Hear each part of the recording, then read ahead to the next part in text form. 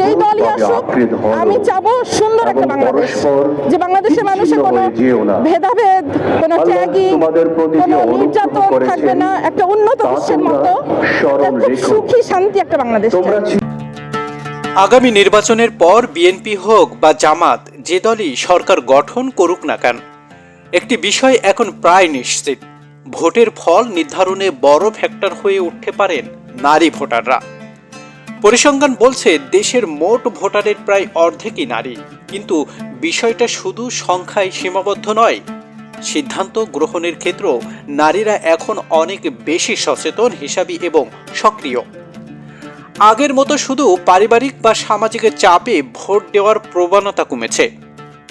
কে কি বলছে তার চেয়ে কে কি করছে, এই প্রশ্নটাই এখন তাদের কাছে বেশি গুরুত্বপূর্ণ। এই বাস্তবতায় নারী ভোটাররা হয়ে উঠতে পারেন নির্বাচনের তুরুপের তাস। কয়েকটি আসনে সামান্য ব্যবধানেই সরকার গঠনের চিত্র পাল্টে দিতে পারে, আর সেখানেই নারী ভোটের প্রভাব সবচেয়ে বড় হয়ে ওঠে। এ কারণেই দেখা যাচ্ছে বিএনপি ও জামাত উভয় দলই নানাভাবে নারী ভোটারদের কাছে পৌঁছানোর চেষ্টা করছে। বক্তব্য উঠে আসছে নারী নিরাপত্তা, সংসার ব্যয়, দ্রব্যমূল্য, শিক্ষা ও কর্মসংস্থানের বিষয়। সমাবেশে নারী উপস্থিতি বাড়ানোর চেষ্টা, নারী নেতৃত্বদের সামনে আনা, সামাজিক যোগাযোগ মাধ্যমে নারীদের উদ্দেশ্যে আলাদা বার্তা, সবই এই কৌশলের অংশ। প্রশ্নটা এখানেই, এই প্রচেষ্টা কতটা বিশ্বাসযোগ্য? নারী ভোটাররা এখন আর শুধু প্রতিশ্রুতি দিয়েই সন্তুষ্ট হন না, তারা দেখেন অতীত, মূল্যায়ন করেন রাজনৈতিক অবস্থান, আর বিচার করেন বাস্তব অভিজ্ঞতা দিয়ে।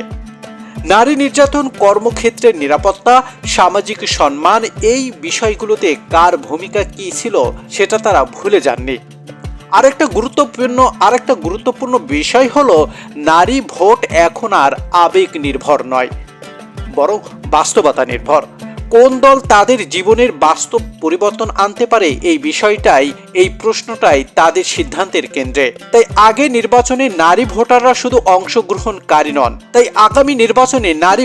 শুধু অংশগ্রহণকারী নন, বরং ফল নির্ধারণকারী শক্তি হয়ে উঠতে পারেন। যে দলই এই বাস্তবতার সবচেয়ে ভালো বুঝবে এবং কথার সঙ্গে কাজের মিল দেখতে পারবে, তারাই এগিয়ে থাকবে। রাজনীতির হিসাব বদলাতে নারী ভোটাররা এবার সত্যিই তুরুপের তাস হতে পারে।